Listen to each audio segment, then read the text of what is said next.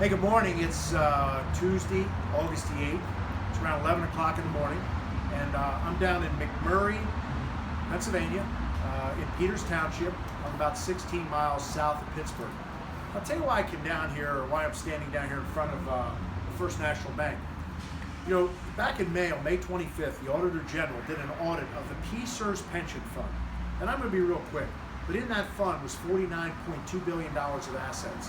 The return for 2016 was 1.29%. So we earned approximately $635 million on those assets. We paid money managers $416 million for a pathetic return of 1.29%. So I walked into the bank this morning, talked to a young lady, and I said, I'm so-and-so. If I were to open up a CD in your bank, could you give me some rates? She told me that a 13-month CD, I could get 1.45%.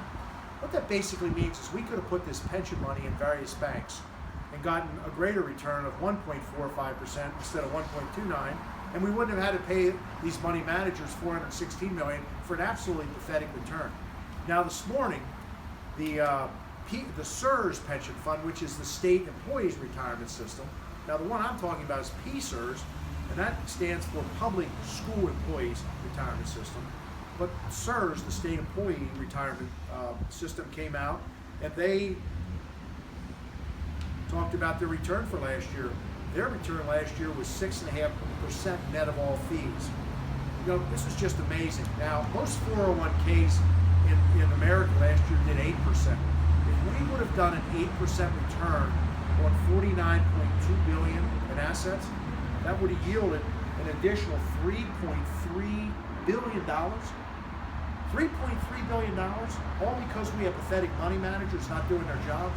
And we're running around in Harrisburg with our tails between our legs, chasing our tails, trying to figure out how we're going to close this budget gap.